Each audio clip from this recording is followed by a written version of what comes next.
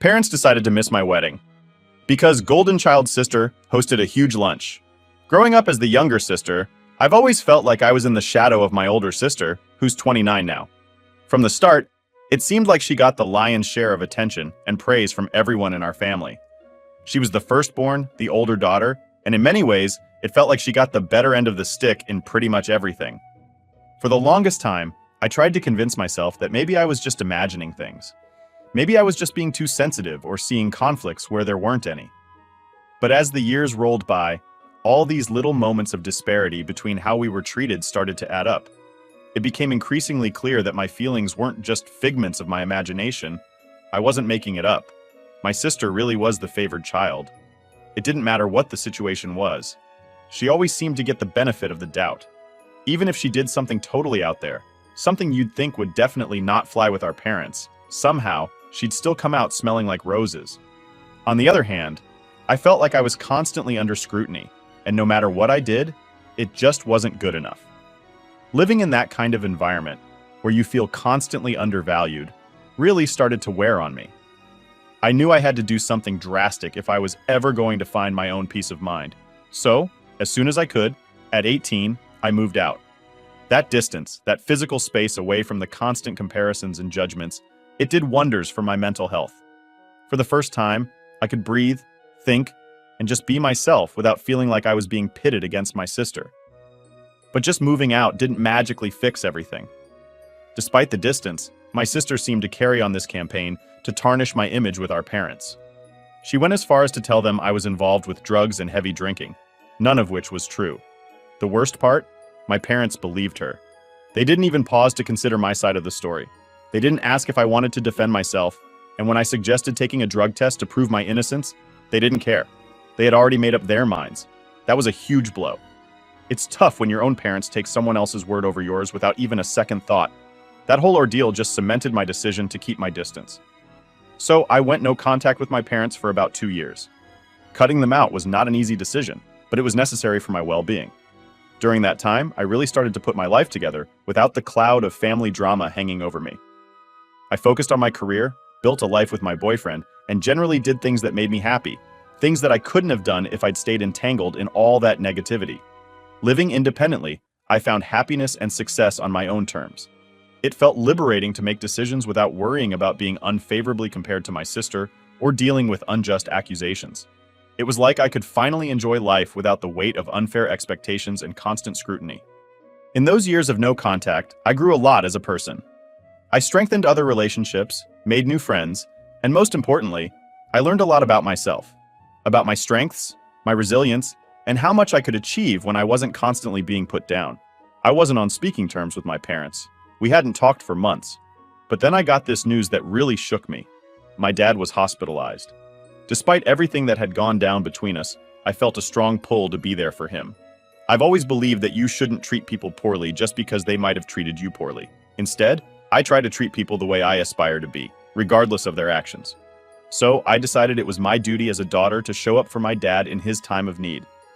During his hospital stay, I reached out and we slowly started talking again. It wasn't easy, but it felt necessary. It was like we were cautiously mending the fragile threads of our relationship. My sister, however, wasn't thrilled about this at all. She seemed wary, maybe even a bit threatened by our reconciliation. But I was firm about my decision to reconnect with our parents. I was standing my ground this time. As things started to look a bit better between us, my parents opened up about another issue. They were facing some financial troubles. Maybe it wasn't the smartest move, but I decided to help them out as much as I could. In my head, I thought that by stepping up where my sister had stepped back, maybe they'd start to see me as an equal, not just the second choice. This wasn't just about money for me. It was about proving a point, about showing that I could be relied on when it counted, and it kind of worked. Whenever my sister tried to stir things up again, my parents would actually defend me, pointing out how she wasn't there for them when they really needed her. It felt good to know that they appreciated my efforts, even if part of me knew they were probably scared of pushing me away and losing the financial help I was giving them. I knew if they crossed a line again, I wouldn't hesitate to step back, and they knew it too. They needed the help, and they couldn't afford to mess things up with me this time. Some might think I was being manipulative, or that I was a bad person for holding the financial aid over their heads. But honestly, I was just tired of being treated like I didn't matter. I was willing to do what it took to change that dynamic, to make sure I was valued and respected in my family. Amid all this family drama, there was a bright spot: my relationship with my boyfriend. We were going strong, and after celebrating our 4th anniversary together, he proposed. I said yes. It felt like things were finally turning around for me personally. My life was on an upswing. I was repairing my relationship with my parents, my career was going well, and now I was engaged to the love of my life. We started planning our wedding, and everything seemed almost perfect. Well, almost perfect except for one thing: my sister. She couldn't hide her surprise, almost disapproval, that I was getting married so young, especially when she herself wasn't even married yet. Her reaction was a bit of a downer, but I wasn't going to let it dampen my spirits. Everything was lined up beautifully for the future. I had managed to establish a somewhat symbiotic relationship with my parents, where we were all getting something we needed from each other. My job was rewarding, my personal life was blooming, and I was excited about what lay ahead. My sister's feelings about my marriage were just another hurdle, but not one that could stop me from moving forward and embracing my happiness. My sister has never really had what you'd call a stable relationship. None of her romantic ventures have lasted more than a year, so it's no big surprise that she's not married yet. But despite her own lackluster love life, she had this bizarre idea that because she wasn't married, I shouldn't get married either. Honestly, her logic felt like complete nonsense to me, so I just decided to ignore it. I had my own life to live, and I was excited about my upcoming wedding. The wedding date was set for a weekend, to make sure everyone we cared about could attend without too much hassle. I even sent out invitations to my sister and my parents because, despite all the ups and downs, I really wanted my family to be there. It meant a lot to me to have them share in one of the biggest days of my life. Fast forward to last Saturday, the big day. And guess what? My parents didn't show up. At first, you might think something serious must have happened, right? Something urgent that prevented them from coming. But no, nothing like that. The truth hit me like a ton of bricks when I didn't see them at the ceremony. They didn't show up because my sister decided to throw a lunch at her place on the same day as my wedding, and my parents thought it was more important to support her than to attend their youngest daughter's wedding. I can't even begin to describe how that felt, waiting there, at my own wedding, hoping they'd walk through the door any minute. I held off the ceremony start for 30 minutes, clinging to some hope. Then my mom finally showed me a social media post from my sister. That's how I found out where my parents really were. The post showed them all smiling and having a great time, as if they didn't have a care in the world, as if they didn't just skip their daughter's wedding. It was like a punch to the gut, seeing them so happy next to her, treating her like she was their only daughter. Right then and there, I made a decision. I was done. Done helping them, done hoping things would change. I decided I was 7 years too late in cutting them off completely, but better late than never. After the wedding, once the guests had left and I had some time to reflect and gather my thoughts, I sent my parents a message. I told them in no uncertain terms that I no longer considered them my parents. They had made their choice, clearly favoring my sister time and again, even though I had always been there when my sister wasn't.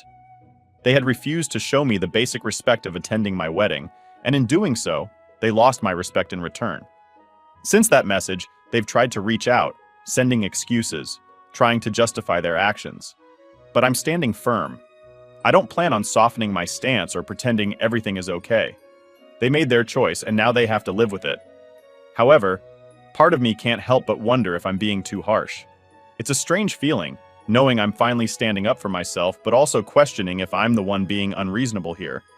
Am I the a-hole for cutting them off after they repeatedly showed they didn't value me? Or am I just overthinking this whole situation? That's what I'm trying to figure out. Now, fought the top comments before the update. Opie and not the a-hole. Honestly, you are my hero because I'm in a situation similar to yours, with a family that is blatant about their favoritism. And honestly, if I could leave, I would do the same thing that you're doing. Not the a-hole they do not deserve to be called mom and dad if they're not willing to be a mom and dad to you. Anyone who thinks otherwise can take a long walk off a short pier. Update 1. Hey everyone. First off, I just want to say a huge thanks for all the support. It's been a whirlwind, and having you all by my side has meant the world to me. Sorry for the delay in updating you. I was off on my honeymoon, soaking up some much-needed joy after all the drama. I just got back yesterday, and I felt it was time to fill you in on everything and sort through my thoughts. Coming back to everything, I still strongly feel that I'm not in the wrong here, but hearing you all confirm that really helps. It's one thing to believe in your own actions, but having that external validation, it's comforting, really reassuring. Since the wedding, and after making the tough decision to cut ties, I've been pretty much ghosting my entire family. They haven't stopped trying to reach out, though. My inbox is full of messages from them. Texts, emails, social media, you name it. My sister and my parents keep insisting they did nothing wrong and that I'm just overreacting to the whole situation. Honestly, it's exhausting just to see their names pop up on my phone. The financial aspect is another sore point. My parents are especially upset that I've stopped helping them out with money. They're well aware that my sister isn't going to step in and cover for them. She's never had the means or perhaps the inclination to help financially. They took it for granted that I would always be there, wallet open, regardless of how they treated me. But that's not the case anymore. I've shut that door, and I plan to keep it closed. The reality is, I hate that I've been put in this position. I hate that they've made me feel like I need to choose between my own peace and their happiness. For years, it felt like I was just a resource to them, not a daughter or a sister who deserved respect and love. That kind of realization stings. It cuts deep. Moving forward, I'm not planning on being friendly or reconciling. Some might say that's harsh, but sometimes you have to be firm to protect your own well-being. You have to draw the line somewhere, and for me, that line was watching them choose a casual lunch over my once-in-a-lifetime wedding day. It's a strange mix of emotions to handle, especially as a newlywed. This should be one of the happiest times of my life. And while it is in many ways thanks to my incredible partner, it's also shadowed by this family drama. Yet despite the bittersweet feelings, I'm learning a lot about myself, my boundaries, and what I need to do to maintain my mental health. I really appreciate you guys for sticking with me through this mess. Knowing I have a community that supports me and sees my side of things is invaluable. It makes the tough decisions a little easier to stand by. So thank you truly. You've helped more than you know. Update 2. So it's been about 3 days since my last update. Things have been pretty hectic. Yesterday, something unexpected happened. My mother showed up at my apartment. I really wasn't in the mood to deal with any family drama, especially not hers. But according to my neighbors, she'd been waiting outside for hours by the time I got home.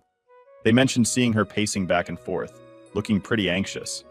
Given that she'd been out there for so long, I figured maybe she had something important to say, or maybe she was ready to make some amends. So with a heavy sigh, I decided to let her in. In hindsight, that probably wasn't the best decision. No sooner had the door closed behind her than she launched into a tirade. She started by accusing me of being a massive jerk for painting them as the villains. Her words stung, especially because they twisted the truth so much. She continued, saying that just because I'm married now doesn't mean I should forget about my real family. According to her, I should still prioritize my parents and sister, treat them like my family. I couldn't hold back. I told her that her idea of family would hold some weight if they had ever treated me like I was actually part of the family. But that wasn't my reality. Every time I needed them, I was treated like an afterthought, like I was useless. Her showing up now, pretending to care, it felt so fake, so forced. Why now? Why pretend to care when every action they'd taken showed the opposite? I also brought up the wedding day, the day she and my dad chose my sister over me. I tried to make her see how much that hurt me, how their actions spoke louder than any words could. But it was like talking to a brick wall. My mom was so entrenched in her own perspective that she couldn't see how her actions could be seen as hurtful or wrong. It was frustrating and sad to witness. She genuinely didn't believe she had done anything wrong. Instead, she insisted I was the one overreacting. The conversation was going nowhere. I was getting nowhere with her, and her refusal to acknowledge any fault was just making things worse. Finally, I'd had enough. I told her that if she couldn't come to terms with the fact that she had consistently chosen my sister over me, and if she wasn't ready to make some real changes in how she treated me, then she shouldn't bother contacting me again. Her response? She called me crazy. That hurt, but I was so done. I stood my ground and told her that if that's truly what she believed, she should leave and not come back. The door closed behind her with a finality that felt like it could be the end of our relationship for good. It was a tough, emotionally charged confrontation, and after she left, I felt a mix of relief and sadness. It's hard cutting ties like that, feeling like your own mother doesn't get you or even wants to understand you. But at the same time, there's relief in standing up for yourself, in setting boundaries that protect your peace. Now, I'm just trying to process everything, figure out where I stand and how to move forward from here. It's not easy, but I believe it's necessary. So, am I the a-hole for handling it this way? Or am I just finally taking the necessary steps to protect my own well-being? That's what I'm trying to figure out. Update 3. Hey everyone, Thanks so much for hanging in there with me. It's been a minute since I last updated y'all. I really appreciate all the support you've given me, especially after I decided to cut off my parents. Your encouragement means a ton during this tough time. So, here's what's been going down since we last chatted. I haven't spoken to my mom since our big blow-up. Things ended pretty badly, and we haven't patched things up. My dad has been trying to get in touch with me too, but I've been ignoring his calls and messages, just not ready to dive back into that mess yet. And then there's my sister. She actually hit me up on social media telling me to grow up and stop overreacting. According to her, the lunch she hosted on my wedding day was super important, and she feels that family members sometimes need to make sacrifices for each other. I mean, really? On my wedding day? I shot back the same thing I told my mom.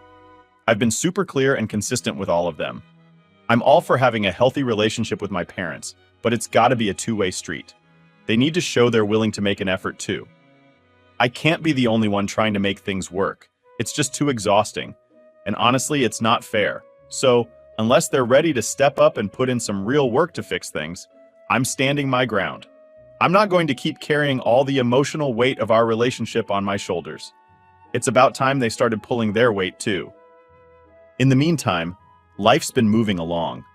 I've been focusing on myself, my own well-being, and spending time with people who actually support and uplift me.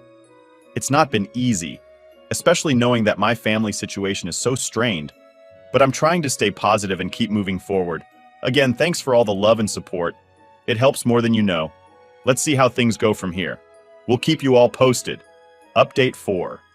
Ever since I moved out and started my independent life, I've been doing my best to keep a healthy distance from my family's chaos. Unfortunately, my sister and my parents seem to have made it their mission to drag me back into the old dynamics we had, the ones I've been working so hard to escape. Starting with my sister, who recently decided to reach out, not with an olive branch, but with a demand for a substantial amount of money. Apparently, she has come up with a business idea and concluded that because I have managed to carve out a stable life for myself, I should fund her venture. Her argument? Since I've built a career and life despite the lack of support from our parents, it's only fair that I support her now. The entitlement didn't just stop there. When I told her no, she didn't just accept it. She actually threatened to take legal action against me, claiming that some of my earnings should rightfully belong to her because, according to her, our parents diverted funds from her college savings to help me get on my feet, a blatant lie. The conversation quickly spiraled from bad to worse. She tried to manipulate me by saying that if I didn't invest in her business, it would be a clear sign that I was still holding on to past grudges and hadn't really moved on. This twisted logic was her way of guilt-tripping me into complying with her demands. As if dealing with my sister wasn't enough, my parents have thrown their weight behind her, echoing her claims and demands. They've been painting a picture where it's my duty to step up and help stabilize the family finances by backing my sister's project. During a particularly tense phone call, they laid it on thick, telling me about all the sacrifices they had made for me over the years, and how helping my sister was the least I could do to show my gratitude. They even went as far as to say that by helping her, I would be helping the entire family find stability. Their arguments were rich, considering the years of favoritism and uneven support they had shown us. It was clear they were trying to leverage any sense of familial obligation I felt to get what they wanted. The sheer audacity of their demands was staggering. They seemed to have forgotten the years of neglect and disparity in how they treated us, focusing only on what they believed I owed them now. The discussions with my parents didn't end with the phone calls. They began sending emails and messages, each one more pressing than the last. They tried to paint a picture of dire financial straits, hinting that their situation was so bad that soon they might have no choice but to move in with me. Yes, they suggested that moving in together would be good for us, a chance to mend our strained relationship and live as one happy family under the same roof. This suggestion was almost laughable if it weren't so tragically manipulative. The thought of living together, after all the effort I'd put into establishing boundaries and building my own life, was unimaginable. It felt as though they were trying to encroach on the peace and stability I had fought so hard to create. They described this move as a mutual benefit, a way for us to reconnect and heal old wounds. But I knew better. It was a last-ditch effort to maintain control and insert themselves back into my life on a daily basis. I found myself grappling with feelings of guilt and frustration. The part of me that still felt connected to them, the daughter in me, felt a pull to help, to make things better. But the rational part of me knew that this was a dangerous path. Every time I had given in to their demands in the past, It had only led to more heartache and manipulation. It was a pattern that I could not allow to repeat. During all this, I've been leaning heavily on my friends and my partner, who have been incredibly supportive. They remind me that I'm not obligated to fix my family's financial problems or succumb to their emotional manipulations. They've helped me see that standing my ground is not only necessary but healthy. So here I am, once again affirming my boundaries, trying to navigate the turbulent waters of familial obligations while maintaining my sanity. It's been a draining experience, and each interaction leaves me a little more weary than the last. But I am resolute in my decision to not give in to their demands. To anyone reading this who finds themselves in a similar situation, know that it's okay to choose your well-being over familial pressure. It's okay to say no, and it's okay to protect your peace, even if it means making tough decisions that others might not understand. Thanks for letting me vent and for all your support. It's been invaluable in helping me stay strong. What do you think about this situation? Am I handling this the right way, or is there a different approach I should consider? Your feedback and shared experiences are always appreciated. Update 5? Hello again, everyone. As always, your support has been a lifeline during these turbulent times with my family. It seems each time I write, the situation has grown increasingly complex, and this update is no exception. Since we last talked, the dynamics have intensified with my family, particularly with my sister and parents. I had hoped that establishing clear boundaries would help them understand where I stood, but it appears to have had the opposite effect, emboldening them to push even harder against those boundaries. The latest development came in the form of an email from my parents that was more forceful and demanding than anything I've previously encountered. They've concocted a detailed claim that they are entitled to a portion of my earnings, stating that their investment in my upbringing and education entitles them to share in my success. The email included an itemized list of all the expenses they've incurred over my lifetime, including some particularly petty items like holiday gifts and birthday parties, calculated down to the last penny. This move was shocking and disheartening. It's difficult to see the people who raised you reduce your relationship to a series of transactions. Their message didn't just stop at financial demands, it was also filled with emotional manipulations, implying that if I didn't comply, I would be responsible for their impending financial ruin, including the potential loss of the family home. They suggested that by not helping financially, I would essentially be turning my back on the family and everything they stand for. Meanwhile, my sister has taken a different approach to apply pressure. She has started a campaign on social media, posting vague but pointed messages about the importance of family support and unity during tough times. These posts are clearly directed at me, painting her as the struggling sibling who is being unjustly neglected by her more successful sister. This public display of our private issues has not only strained our relationship further, but has also involved the wider circle of our extended family and mutual friends, some of whom have begun to message me privately, urging me to mend fences and help out. The combined pressure from both fronts is immense. My parents' attempts to guilt-trip me about the family home and my sister's public appeal to familial duty have made it incredibly difficult to maintain the distance I need for my mental health. However, these tactics have also reinforced my belief that the boundaries I set were not only necessary, but essential for preserving my autonomy and well-being. In response to their latest maneuvers, I took several days to gather my thoughts and consult with a few trusted individuals, including my partner and a close friend who has some legal expertise. Their insights were invaluable in helping me craft a response that was firm, yet respectful. I replied to my parents' email with a detailed message of my own. I acknowledged their feelings, but reiterated that my financial independence is just that, independent. I explained that while I am grateful for their role in my life, I am not an investment, and it is unreasonable and unfair to treat me as such. I also addressed the issue of the family home, expressing sympathy for their situation, but clarifying that I am not responsible for their financial decisions or the outcomes of those decisions.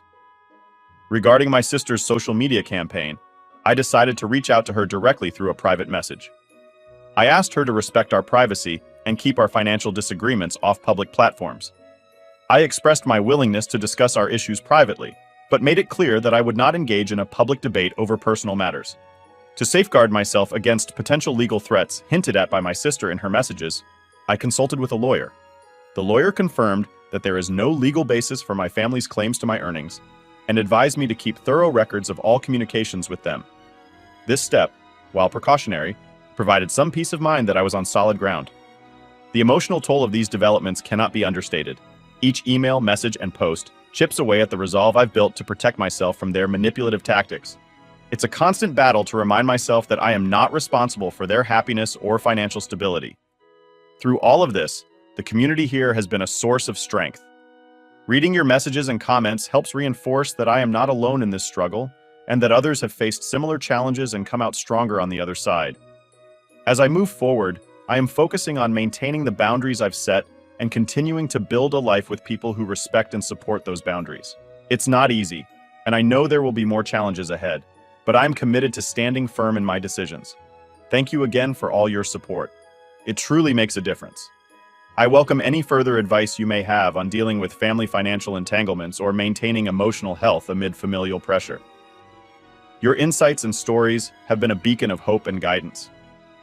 Last update. Today I'm writing what I intend to be my last update on here regarding my family situation. After much reflection and enduring increasingly invasive behavior from my family, I've made some definitive decisions about how I want to move forward. Since the last update, things escalated to a level I could no longer tolerate or manage through mere boundaries and firm emails. My family's actions turned from manipulative demands to outright harassment. The constant pressure, the invasive communications, and the emotional blackmail reached a point where my daily life and mental health were severely impacted. I realized that these were not mere oversteps. They were clear violations of my privacy and peace. In response to their unrelenting behavior, I took several decisive steps to protect myself and secure my future away from their influence. After consulting with legal professionals about the ongoing harassment, I made the tough decision to file charges against my family members. This was not a decision I took lightly, but it was necessary to formally address the severity of their actions and to legally prevent further harassment. The legal process was draining and emotionally taxing, but it reaffirmed my belief in protecting my well-being above all. Along with taking legal action, I made some significant personal changes. I've changed all my contact information, phone numbers, email addresses, and moved to a new location. The necessity of erasing my old contact details and physically relocating was a drastic measure, but essential in ensuring that my family could no longer reach me directly and disrupt my life. This entire journey has been one of the hardest periods of my life. Cutting ties completely with my family was a monumental decision filled with mixed emotions. Despite the relief of removing myself from a toxic environment, there's a profound sadness in acknowledging that my family relationships had deteriorated to such an extent. However, the support from friends, my partner, and professionals, along with many of you here, has been instrumental in helping me navigate through these changes. Moving forward, I am focusing on rebuilding and reinforcing the positive aspects of my life. I am investing time in relationships that are supportive and reciprocal, and I'm taking steps to enhance my mental and emotional health. The freedom from constant familial turmoil has already brought a new sense of peace and stability to my life, and I'm optimistic about the future. I wanted to share this final update as a closure for myself and as a thank you to all of you who have followed my journey, offered advice, and shared your own stories. Your support has been a beacon during my darkest times, and I'm profoundly grateful. As I close this chapter, I encourage anyone facing similar familial challenges to prioritize their well-being and seek out the resources and support systems available. Remember, it's okay to step away from relationships, even familial ones, that cause harm or distress. Taking steps to protect yourself is not an act of selfishness. It's an act of self-respect. Thank you once again for everything. I hope that sharing my story has helped others in some way, as your support has certainly helped me. Wishing everyone strength and peace on your own journeys.